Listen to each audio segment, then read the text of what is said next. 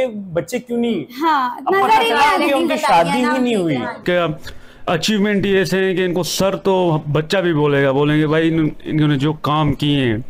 नमस्कार दोस्तों, logic create channel के एक और वीडियो में आप सभी का स्वागत है। तो दोस्तों, आज हम जो वीडियो देखने वाले हैं वो है अनहेयर्ड स्टोरी ऑफ रतन टाटा, और जो कि डॉक्टर विवेक बिंद्रा से हम सुनेंगे। तो विवेक बिंद्रा कितने अच्छे मोटिवेशनल स्पीकर हैं आप लोगों को पता ही है। तो आज कल रात रतन टाटा जी का मतलब निधन हो गया है। तो भाई वो 86 वर्ष की उम्र में जो है ये दुनिया छोड़ के चले गए। तो पूरा इंडिया उनको मिस कर रहा है, और वो इंसान भी अच्छे थे और उन्होंने बहुत इंडिया के लिए जैसे कहते प्राउड थे एक इंडिया का।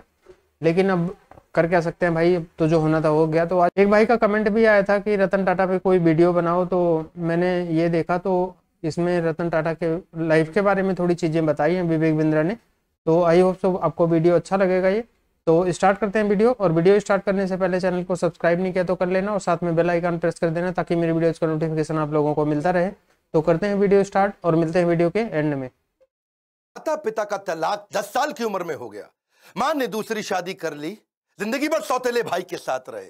आस पड़ोस के बच्चे चिढ़ाते तंग करते रहे, अपनी खुद की गर्लफ्रेंड छोड़ के चली गई, जिंदगी भर अकेले रहना पड़ा। जब अमेरिका गए तो बर्तन धोते रह गए। नमस्कार, मैं Vivek Bindra, founder and CEO बड़ा बिजनेस.com। बॉलीवुड की कहानी नहीं है ये कोई, वापस आ चुका हूं पूरे जोश के साथ। इस बार बात करूंगा रतन टाटा पे। बहुत कमेंट्स किए थे आपने, रतन टाटा सर, रतन टाटा, रतन टाटा देश के रतन, रतन टाटा। इससे पहले भी मैंने अटल बिहारी वाजपेयी, अब्दुल कलाम, नेताजी सुभाष चंद्र बोस और बॉलीवुड पे 4 केस स्टडी दी थी। चारों का व्यूअरशिप मिलियंस में गया है। खड़ा हो चुका हूं, अब कोई वीडियो बैठ के नहीं बना रहा हूं, पूरे जोश के साथ आ चुका हूं। अगर आप थोड़े नीचे कमेंट बॉक्स में बताओ, Steve Jobs, Mark Zuckerberg, Mukesh Ambani, Sardar Patel, और अगर 5 लाख लाइक दिए ना तो मजबूरी का नाम महात्मा गांधी भी बना सकता हूं। क्यों कहते थे मजबूरी का नाम महात्मा गांधी? अब वीडियो मिस मत करिएगा, नई नई लर्निंग्स दे रहा हूं आपको। सही कार्य करने के लिए समय हमेशा ही सही होता है। कौन थे Ratan Tata? Industrialist, investor, philanthropist, कोई ट्रेंड पायलट, पद्मश्री, पद्म विभूषण कौन थे?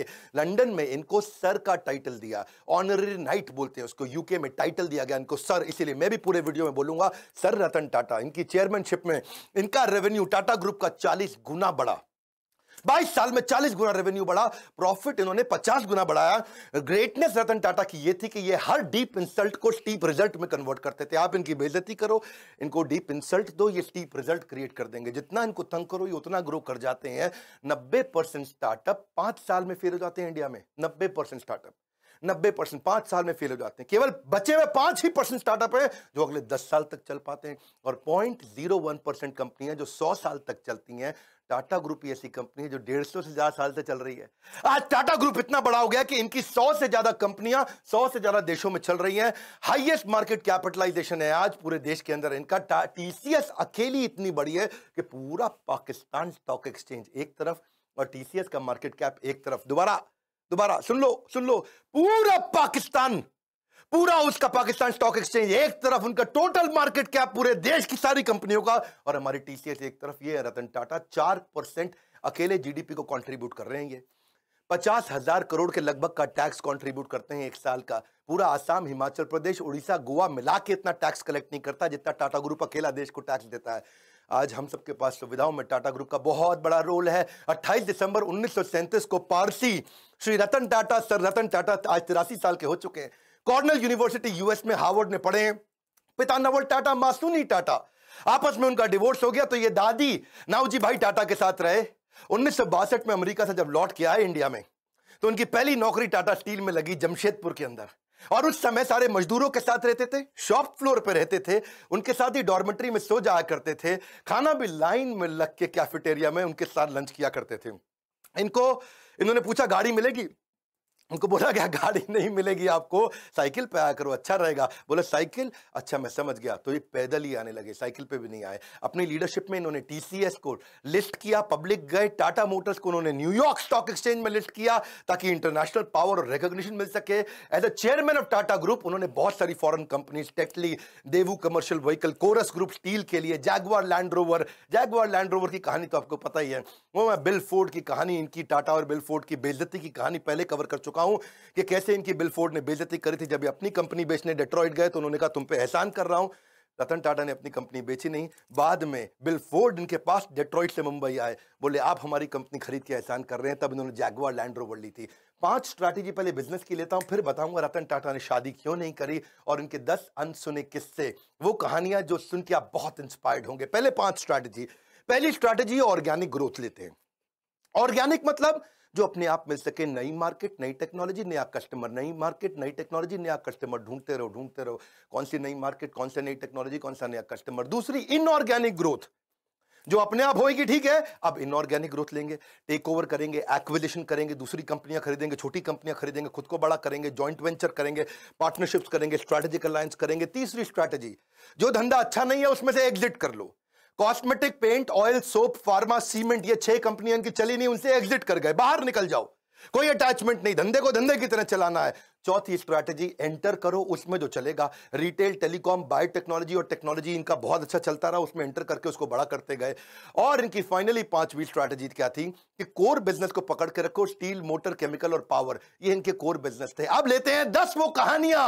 10 में से पहली कहानी बहुत लोगों के मन में है, रतन टाटा जी ने शादी करी क्यों नहीं। एक बार आया था मौका, वो शादी के बहुत नजदीक पहुंच गए थे। लॉस एंजलिस में उनको वहां एक अमेरिकन देवी से बहुत प्रेम हो गया था। वो देवी जी को भी रतन टाटा से बहुत प्रेम हो गया था, और वो अमेरिकन देवी के साथ इतना प्रेम हो गया कि इन्होंने डिसाइड कर लिया अब शादी करें। इतने में टाटा जी को फोन आया इंडिया से, अरे बेटा रतन मैं बीमार हूं। उनकी दादी का फोन आया, इंडिया मुझसे मिलने आ जाओ, मेरा आखिरी समय। रतन टाटा को जाना पड़ा क्योंकि उन्होंने सारी जिंदगी दादी के साथ ही तो बताई थी। तो उन्होंने देवी जी को बोला कि चलो चलते हैं अब इंडिया में शादी करेंगे हम लोग, और दादी से भी आपको मिलवाऊंगा। तो वहां बेटी को रुकना पड़ गया क्योंकि उसके माता पिता ने बोला इंडिया में इंडो चाइना का वॉर चल रहा है, 1962 का समय था, इंडो चाइना वॉर चल रहा था। उन्होंने कहा अभी इंडिया जाना ठीक नहीं है। ये इंडिया गए, सोचा अब वो देवी जी आने वाली हैं। उधर उसके माता पिता ने उसकी शादी किसी और से करा दी। रतन टाटा को सुन के बहुत धक्का लगा क्योंकि वो वचन दे चुके थे।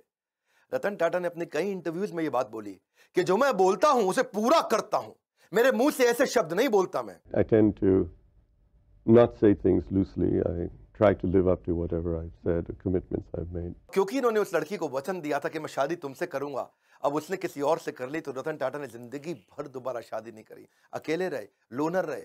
See, it is not easy to be loyal to someone who is not loyal to you. वो लड़की इनको लॉयल नहीं थी रतन टाटा को, तो भी बावजूद उसके कि कोई अपनी लॉयल्टी ना दिखाए तब भी जिंदगी भर लॉयल रहे। आज तक उसकी याद में उन्होंने दोबारा शादी नहीं करी।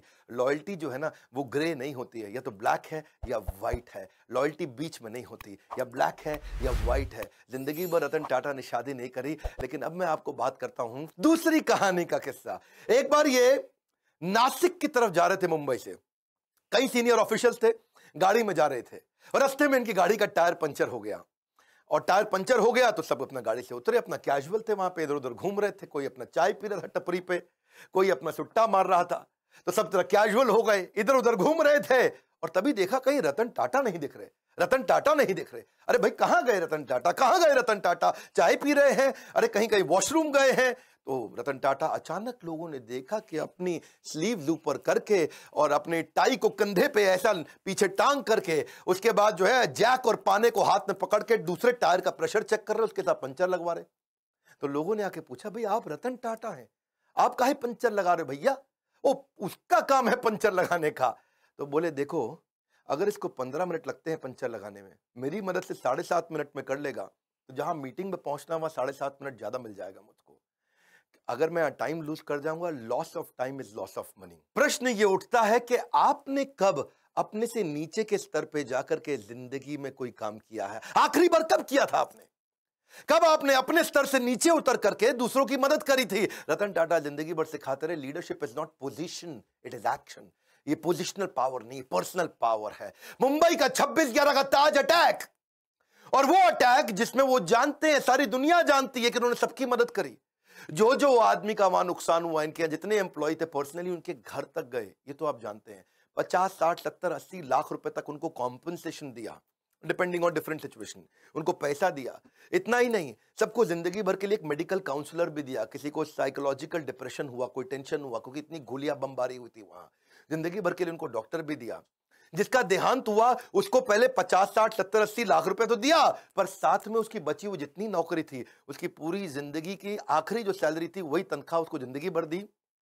उसके बाद उसके घर में, परिवार में बच्चों की एजुकेशन की, मैरिज की, मेडिकल की, सबकी रिस्पॉन्सिबिलिटी ली। ऐसे थे रतन टाटा, जिंदगी भर की रिस्पॉन्सिबिलिटी ली, और अगर तुमने कोई कर्जा लिया तो वो कर्जा भी माफ किया।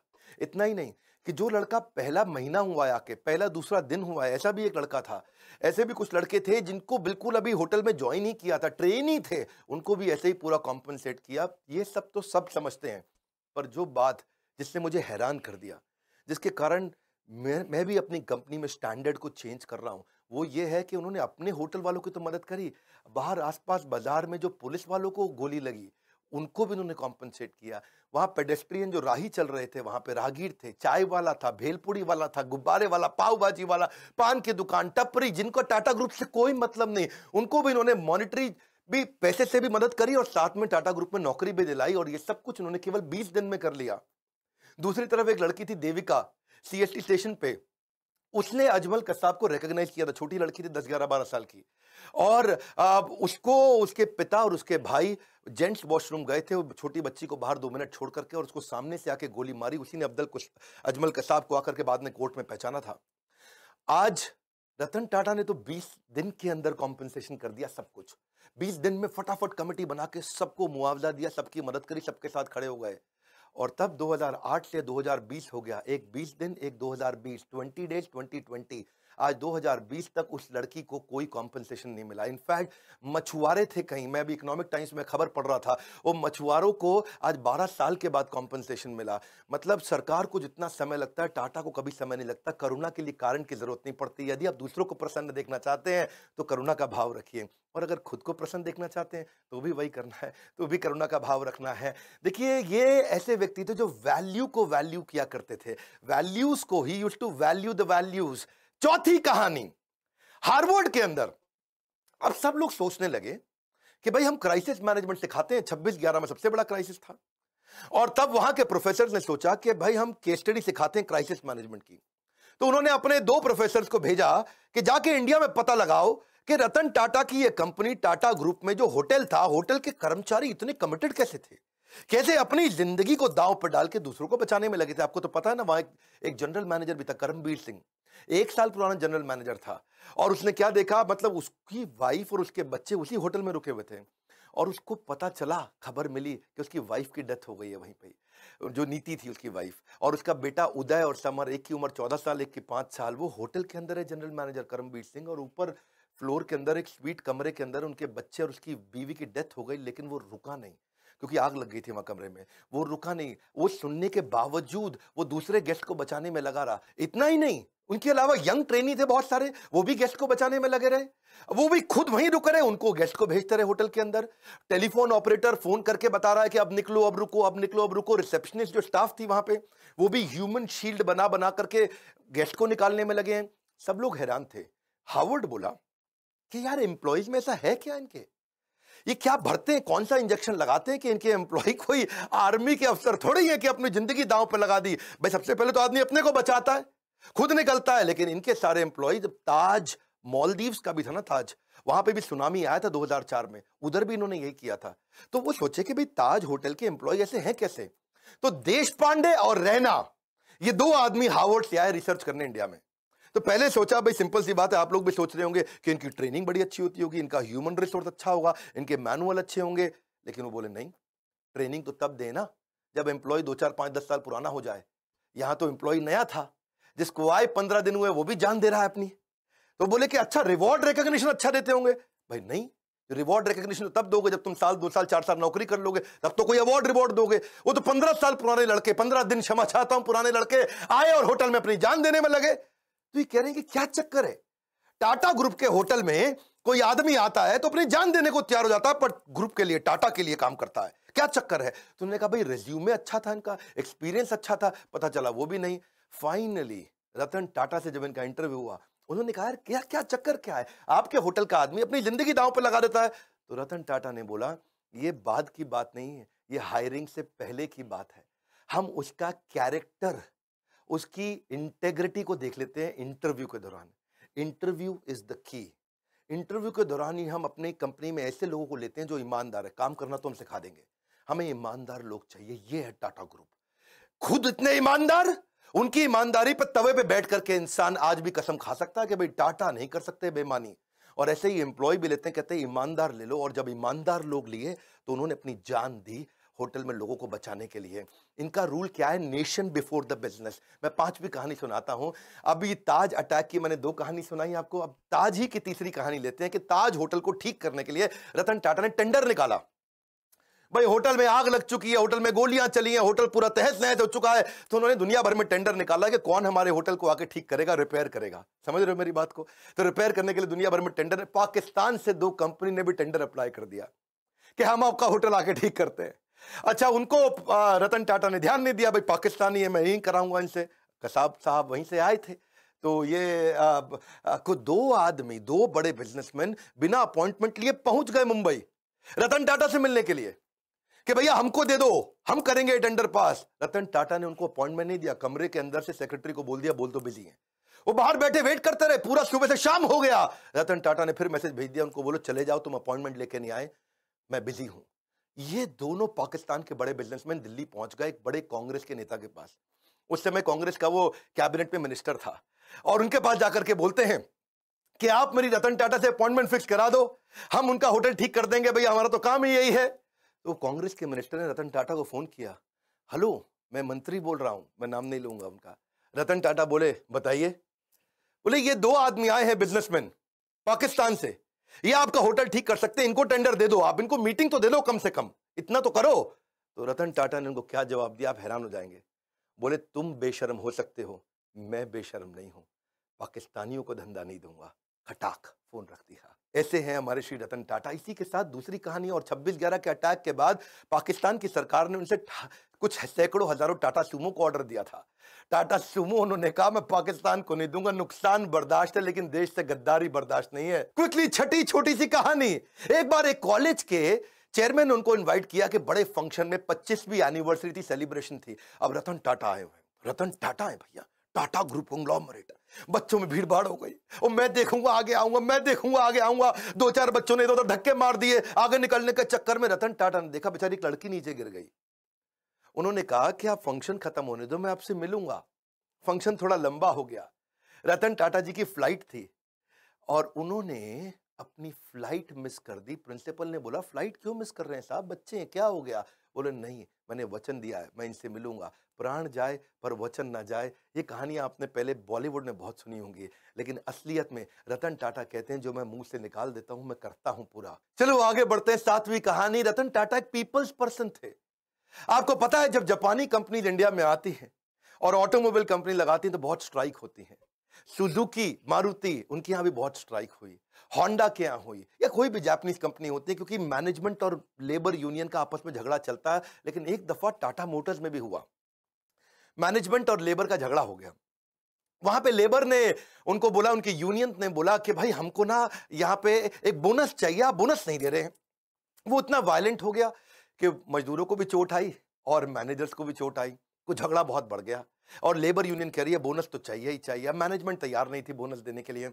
आप समझना, क्योंकि मैंने तो ऑटोमोबाइल कंपनी में बहुत काम किया है, मारुति ने मुझको हर साल बेस्ट ट्रेनर इन इंडिया का अवार्ड दिया है, तो मैं तो इनको जानता हूं। इनको बोलते हैं बेसिकली लॉन्ग टर्म सेटलमेंट।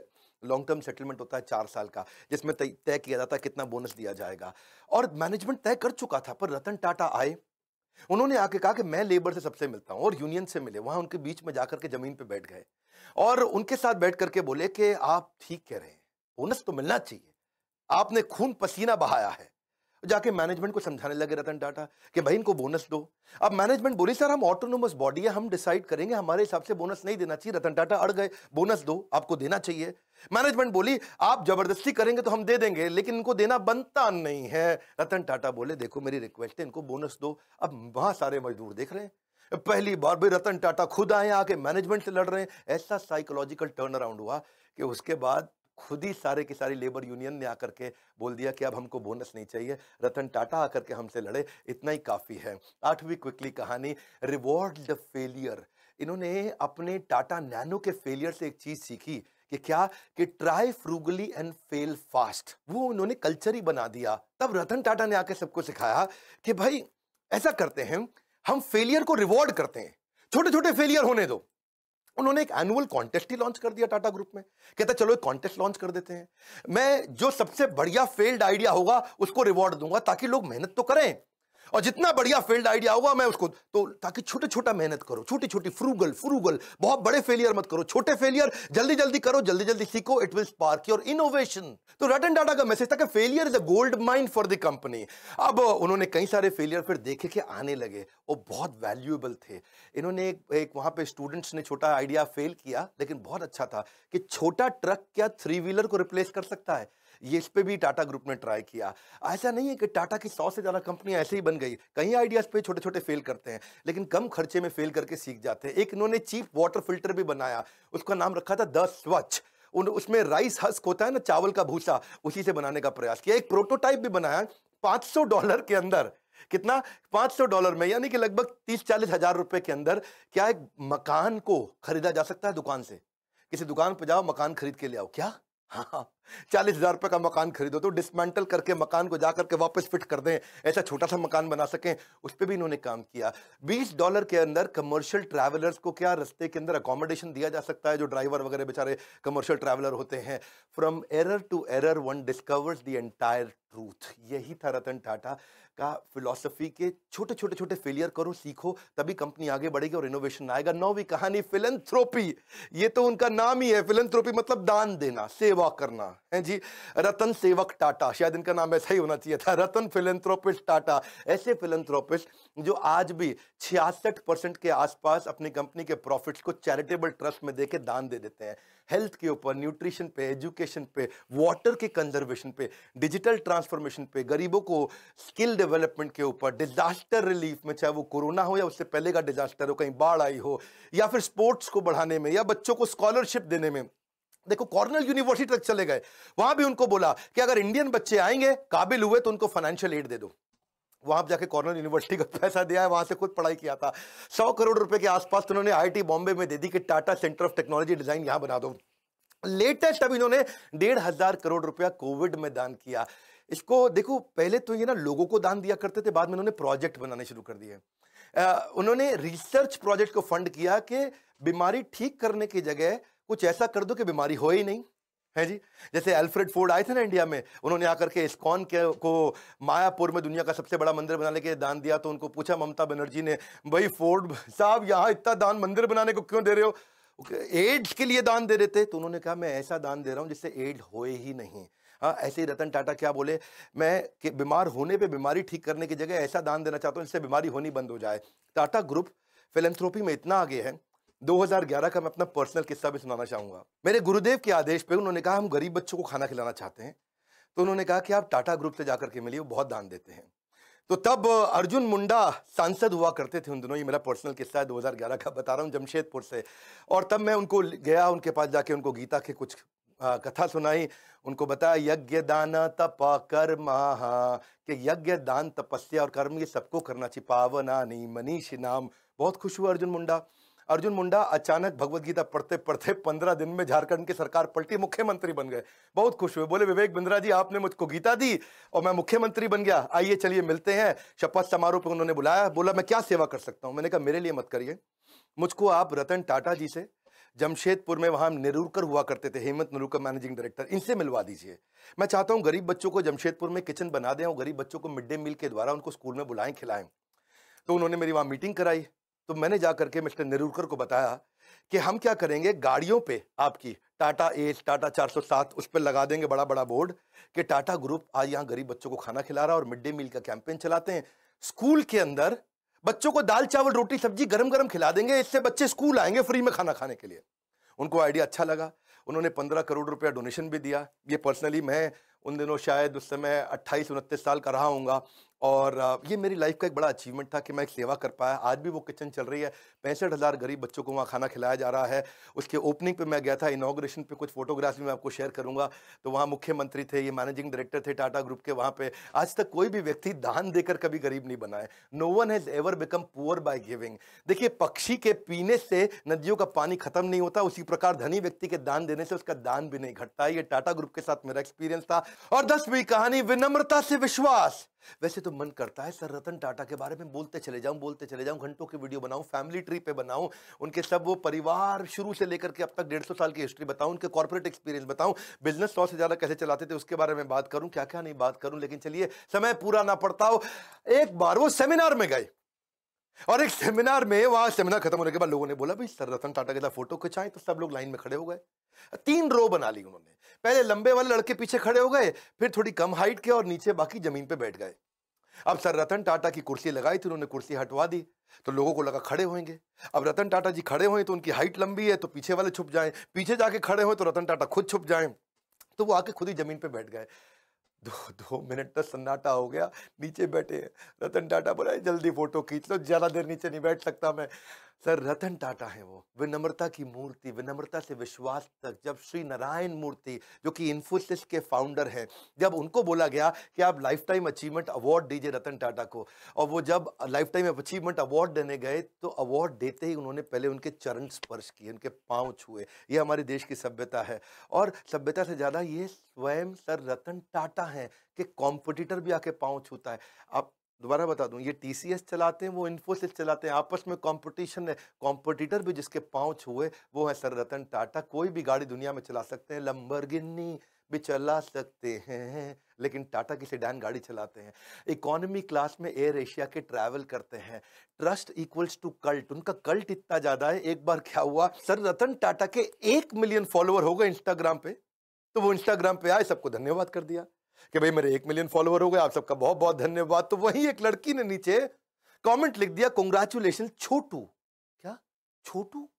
अब लोग बुरा मान गए, छोटू कह रही है, ये देख तो ले कौन रतन टाटा है वो, छोटू बोले। उसने सोचा 1 मिलियन मतलब छोटू जैसा ही है, और लोगों ने इतना हेट स्पीच लिखा, इतना बुरा किया, ये देख तो ले, देख रतन टाटा है वो, देख देख। और वो बेचारे फिर रतन टाटा आ गए बीच में, और उन्होंने आकर के लिख दिया नीचे, उन्होंने लड़की को पहले बुरा भला तो बोला नहीं, लेकिन उल्टा आकर के लिख दिया लड़की से कि मैं आपसे माफी मांगता हूं, आपके बारे में लोग इतना बुरा भला बोल रहे हैं। और लोगों को बोला please treat this young lady with respect. लोगों ने बोला ओए देख ले, और देख ले, ये रतन टाटा, और गुस्सा खा गए लोग। भाई रतन टाटा के मामले में लोग बिल्कुल नहीं सुनते हैं। और फिर बेचारी लड़की ने भी आकर के अपने कॉमेंट को डिलीट किया। ऐसे है सर रतन टाटा, ट्रस्ट का दूसरा नाम है। हजारों लाखों बातें रतन टाटा जी के बारे में गूगल पे लिखी हुई हैं, अगर उनमें से आधी भी सच हो तो दुनिया में सबसे ज्यादा ईमानदार आदमी की उपाधि उनको मिलनी चाहिए।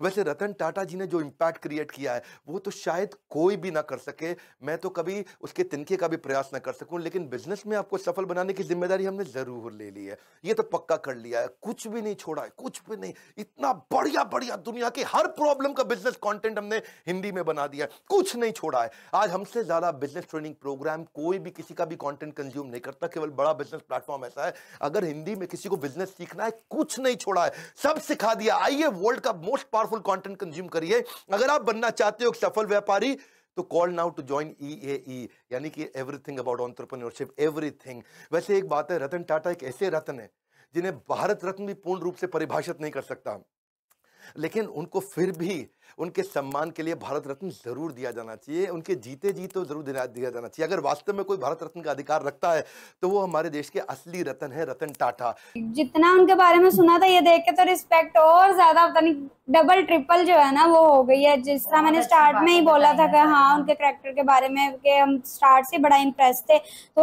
हाँ मेरे माइंड में एक क्वेश्चन बहुत बार बार शादी से रिलेटेड मैं जब देखती थी मैं कहती थी कि हम अंबानी और इनका कंपैरिजन करते हैं, अंबानी की फैमिली के इतने चर्चे रहते हैं, खर्चे ही नहीं खत्म होते, और एक तरफ ये कोई नजर ही नहीं आता। तो यार वाकई मैंने भी काफी मतलब हाँ ये नोट किया यार, अंबानी मतलब जैसे अपने बच्चों की फैमिलीज में मतलब बर्थडे या मैरिजेस पे इतना खर्चा करते हैं, तो इनके बच्चे क्यों नहीं, नजर ही नहीं, उनकी शादी ही नहीं हुई। हाँ जी नहीं उनकी बड़ी भाई उनकी जो लाइफ है, उन्होंने जितना काम किया है लोगों के लिए, जैसे वो बता रहे थे कि जब वो अटैक हुआ था तो सिर्फ अपने एम्प्लॉइज के लिए नहीं बल्कि उन्होंने बाहर जा के भी उन्होंने हेल्प आउट किया था। और जो न्यू इंटर्नीज थे जो एक दिन थे, वरना होता है ना कि यार ये तो अभी लगा हुआ भी नहीं है तो हम इसको क्यों दे पूरी जिंदगी, लेकिन पूरी जिंदगी उनका भी चलता रहा और पे जाती रही है जो मतलब हुआ था। जी, आपका क्या कहना है? अच्छा, मुझे सबसे जो सही बात लगी ना, हम लोग अब यही सोचते हैं कि अगर हम एक्स्ट्रा मनी नहीं लेंगे किसी से अंडर द टेबल तो हम तो नहीं हो सकते। हाँ। इतनी सी सैलरी पे हम कभी कामयाब नहीं हो सकते, लेकिन वो दिखा रहे हैं यार कि ईमानदारी से वो आज इतनी इंडिया की प्रोफेशनल बिजनेस ऑर्गेनाइजेशन बन गया कि उन्होंने पाकिस्तान के जीडीपी को क्रॉस कर दिया। ईमानदारी। अच्छा, मुझे इसमें जो चीजें नजर आई है ना, वो एक तो फेलियर, वो वाला जो पॉइंट था ना बीच में कि फेलियर आता रहता है, फेलियर आता रहता है, छोटा फेलियर आ रहा है, उससे लर्निंग लो, आगे बढ़ो, फिर फेलियर लो, फिर लर्निंग लो, फिर आगे बढ़ो। तो वो जो एक प्रोसीजर और प्रोसेस की बात कर रहे थे ना, वो एक पॉइंट मुझे इसमें बड़ा नजर आया। दूसरा, लोगों के साथ बात करना, जिस तरह वो लेबर यूनियन और वो सारी उसने कहानी सुनाई कि किस तरह वो उनके पास जाके चले गए, मतलब हम्बलनेस उसमें जो है वो बहुत ज्यादा दिखाई दी, बहुत ज्यादा डिटेल थी वाकई में। और हकीकत बात यह है कि रतन टाटा जी के अगर ये पूरी हिस्ट्री बताते 150 साल की, तो ये वीडियो मेरे ख्याल से 2 दिन में भी ना ख़त्म हो, क्योंकि इतनी लंबी वीडियो हो जाती। तो जितनी चीज़ें इन्होंने बताई वीडियो के अंदर, वो भी बहुत ही ज़्यादा डिटेल के साथ है। मतलब पूरी वीडियो का जो एक निचोड़ जो मुझे सबसे ज़्यादा समझ में आया ना, वो है ऑनेस्टी, वो भी अपने कंट्री के साथ, अपने देश के साथ जो है वो ईमानदारी, अपने लोगों के साथ मोहब्बत और उनकी फ़िक्र। तो मतलब ये जो है ना, फिर अपने लोगों का इतना ख्याल करना कि उनके साथ बैठना, नीचे मतलब जो नीचे आम मजदूर है, आम लेबर वाला जो भी बंदा है, उसके साथ भी बैठ जाना, उनके प्रॉब्लम्स को डायरेक्टली सॉल्व करना, हर किस्म के मामलात जो है वो खुद से देख लेना। मतलब वो अपने आप को, जिस तरह वो लोगों के अंदर आदत होती है, मैं मालिक हूँ, और मैं उनके अंदर गुरूर नहीं था, गुरूर नहीं था उनके अंदर। तो ये सारी चीजें जो है ना उनके अंदर, ये सबसे अच्छी बात थी। और सबसे बड़ी बात ये है कि अपने कंट्री के लिए कंट्रीब्यूट करना, ऊपर से इतना बड़ा बिजनेस है उनका, जो जिसकी 4%, जैसे कि इन्होंने बताया कि पूरे वर्ल्ड, पूरे भारत की 4% इकोनॉमी जो है वो इनके टैक्सेस से और ये वो इन चीज़ों से होती है। बिल्कुल सही दिया है ये। मतलब इनका अचीवमेंट ये ऐसे है कि इनको सर तो बच्चा भी बोलेंगे भाई इन्होंने जो काम किए हैं, क्या बात है भाई। गरीबों की मदद करने वाले, बचपन से ही उनका मतलब इस तरह के ख्वाब, अपने माँ बाप से अलग हो गए, वो उनके तलाक हो गई, फिर भी वो अपने मकसद में कामयाब हो गए, और जो भी उन्होंने फोकस रखा हुआ था अपनी लाइफ में वो चलते गए। और जो आज डॉक्टर साहब ने में मतलब बताया भाई साहब, एकदम दिल पर बातें लग गई। और मैं तो हैरान हूँ कि भाई 50,000 करोड़ से ज़्यादा टैक्स देते हैं गवर्नमेंट को। आप सारा पैसा पाकिस्तान भी उसके आगे कुछ नहीं है, और इतना टैक्स दे रहे हैं गवर्नमेंट को। भाई 4% मतलब इंडिया की जीडीपी में इनका हिस्सा है। तो ये वो महानता की मूरत है, यानी कि उन जैसा महान इंसान मैंने नहीं देखा कि हर चीज त्याग देना, सैक्रिफाइसेस देना, कोई लालच, कोई ग्रेड ना रखना, सपोर्ट करना, अपनी कौम के लिए करना, अपने मुल्क के लिए करना। आज मैं हैरान परेशान हो गई। वैसे मैं रतन टाटा के बारे में बहुत कुछ जानती थी, लेकिन ये जो वीडियो थी इतनी डिटेल में, और इसने बताया कि वो कितने महान है। यानी कि सबसे बड़ी चीज ये पता चली आज मुझे कि क्या हर इंडियन इतना ही महान है? क्या मतलब क्या ऐसा है आप लोगों की तबीयत में? मुझे ये समझ में आता है क्या ऐसा है आप लोगों के दिल में, कौन सा ऐसा मटेरियल यूज हुआ है आपके दिल में कि जो इतने बड़े दिल के मालिक होते हैं, जो इतनी अच्छी नेचर के मालिक होते हैं, कि मतलब हमेशा अपने लोगों के लिए सोचना, हमेशा अपनी कौम के बारे में सोचना, अपनी अपने आप मतलब मीन ना होना, अपनी ग्रेटनेस साइड में रखना। कभी भी मैं हैरान परेशान हूँ। और फिर सबसे बड़ी चीज, वादा करना, कमिटमेंट करना। इतनी बड़ी चीज है कि यार आपने अगर कोई कमिटमेंट कर दी तो आपको वो पूरी करनी है, चाहे आप मरते मर जाओ, लेकिन आपने उस चीज पर कॉम्प्रोमाइज नहीं करना है, आपने अपने वर्ड्स पर कॉम्प्रोमाइज नहीं करना है, चाहे आपका जितना भी नुकसान हो जाए, लेकिन आपने जो कह दिया वो कह दिया। एक बच्चों के लिए अपनी पूरी फ्लाइट कैंसिल कर देना, और इतनी कोई इंस्पायरेशन मिली है इनसे, इतनी सारी चीजें इनके बारे में जानने को मिली हैं। वैसे कुछ चीजें जो हैं वो मैं इनके बारे में जानती थी, लेकिन इतनी हिडन जो स्टोरीज थी इनके बारे में वो मैंने आज तक नहीं सुनी, ना ही मैं जानती थी इतनी डीपली, जो कि मैंने आज विवेक बिंद्रा जी की वीडियो में देखा। थैंक यू सो मच इस वीडियो के लिए जिसने मुझे ये वीडियो सजेस्ट की है। और और सर विवेक बिंद्रा के लिए, जो कि थैंक यू सो मच, आपने ये वीडियो बनाई और हम लोगों के साथ, इतनी सारे लोगों के साथ आपने ये इन्फॉर्मेशन शेयर की। सबसे बेस्ट चीज मुझे इसमें ये भी लगी, विवेक जी की बात कर रही हूँ, कि उन्होंने सबको कोर्स फ्री कर दिया है सिर्फ ट्वीट करने पर, और 100 के अराउंड जो है वो रीट्वीट पर अगर हो जाते हैं तो आपको फ्री ऑफ कॉस्ट मिल जाएगा। सिर्फ ये देखता हूँ कि ईमानदार हो बंदा, तो मैंने वो रखना है, सिखा तो हम खुद लेंगे। ये चीज़ बहुत ही ज़्यादा मुझे अच्छी लगी कि वाकई में मतलब इतनी ट्रेनिंग देनी और चीज़ों की, अगर इंसान ईमानदार ही नहीं रखा तो वो ऐसा कोई मौका आएगा तो वो सबसे पहले खुद भागेगा सारी चीज़ें छोड़कर। दूसरी चीज़ मुझे जो मैंने काफ़ी ज़्यादा जितने भी बड़े लोग देखे हैं उनमें मैंने ये खसूसियात ज़्यादातर देखी हैं कि वो चैरिटी बहुत ज़्यादा करते हैं, और ये मेरे ख़्याल से एक ऐसी चीज़ है कि जिससे आपका जो पैसा है या आपकी जो भी दौलत है, आप अगर अपनी एजुकेशन बांटते हैं लोगों में तो आपको एजुकेशन ज़्यादा मिलती है। मतलब कि मैं ऐसा मानता हूं, बल्कि हम सारे ही मानते हैं इस चीज़ को कि जो चीज़ आप दूसरे लोगों में बांटते हैं वो चीज़ आप में बढ़ती रहती है। खुशियाँ आपने हमारे साथ एंजॉय किया होगा। बिल्कुल, बहुत यार इस तरह के बंदे अगर इंडिया में हों तो इंडिया कभी, यार मैं सोच भी नहीं सकता कि पता नहीं कितने करोड़ का जो टैक्स जो है ना रतन टाटा इंडिया की गवर्नमेंट, बड़े बड़े स्टेट्स हैं उनसे भी ज्यादा टैक्स वो देते हैं, उनसे भी ज्यादा एक बंदा। और जो पाकिस्तान के एक्सचेंज है उन पूरे पाकिस्तान की कंपनीज को एक कर दें और इधर एक रतन टाटा के एक्सचेंज को कर दें तो यार तो ये बारी है। तो यहाँ से अंदाजा कितना ज्यादा यार, 100 कंपनी कितना ज्यादा ये, और इतना पैसा होने के बावजूद भी ये ग्राउंडेड है, कितने ज्यादा, मतलब नीचे बैठ के तस्वीरें खिंचवा रहे हैं, उस लड़की को बोल रहे हैं कि इसको दान करो, और मतलब वाकई में यार अगर ये इतना दान ना करें 86%, तो मुझे लगता है दुनिया के सबसे अमीर कहने वाला था। अगर 6 देखो बंदा 10% करता है, 20% करता है, लेकिन ये 60%, 86%, हाँ 80, हाँ 66 फिर भी यार 66। और देखें आप फिर वो 45% रखते हो। बहुत सारी बातें सुनी होगी थॉमस एडिसन के बारे में। तो ये तो मैनेजमेंट के रूल्स हैं, मगर मैं इसमें फोकस ये नहीं कर रहा, मैं फोकस कर रहा हूं अपनी तरफ से। मैं जो देख रहा हूं अच्छे कैरेक्टर के, कैरेक्टर उनका बहुत ही अच्छा था, जो भी कार्य कर रहे थे अच्छे कैरेक्टर से कर रहे थे, वो उनकी ग्रेटनेस थी। और है जैसे कह रहे हैं कि अभी उनकी ग्रेटनेस थी, हम इसलिए बोलते हैं कि उन्होंने जो भी कार्य किए हैं पास्ट में वो ग्रेटली किए थे, और अभी भी वो बेस्ट कैरेक्टर हैं। उनको डेफिनेटली मैं भी कहता हूं कि उनको भारत रत्न मिलना चाहिए। टेक्नोलॉजी का जो है वो कल्चर इस्टेब्लिश हो सके, ये एक बेसिक बुनियाद थी जो कि मैं कभी भी नहीं भूलता। ISC बेंगलोर इतना बढ़िया लगता है मुझे।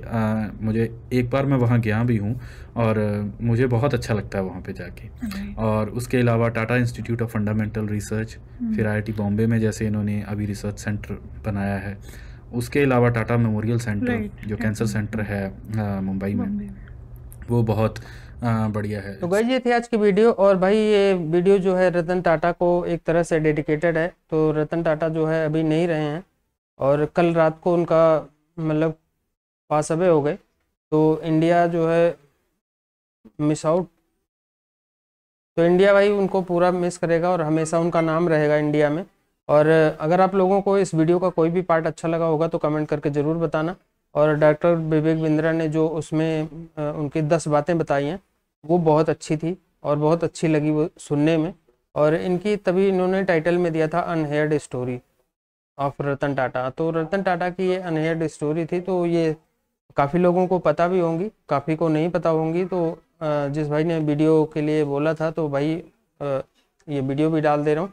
बाकी देखता हूँ रतन टाटा की अभी जो भी न्यूज़ वगैरह आ रही है, मतलब अभी प्रॉपर किसी ने वैसे वीडियो बनाई नहीं है, न्यूज़ पे बनाई है, या अभी जो बनी भी है उन पे रिएक्शन वगैरह नहीं है, तो इसीलिए मतलब आप लोगों के लिए न्यू वीडियो का मैसेज नहीं ला पाया हूँ।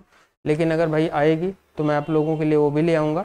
तो अगर वीडियो अच्छी लगेगी तो इसे लाइक और शेयर ज़रूर करना, और साथ में चैनल को अभी तक सब्सक्राइब नहीं किया तो कर लेना, और बेल आइकन प्रेस कर देना ताकि मेरी वीडियोज़ का नोटिफिकेशन आप लोगों को मिलता रहे। तो मिलते हैं नेक्स्ट वीडियो में, तब तक के लिए नमस्कार, जय हिंद।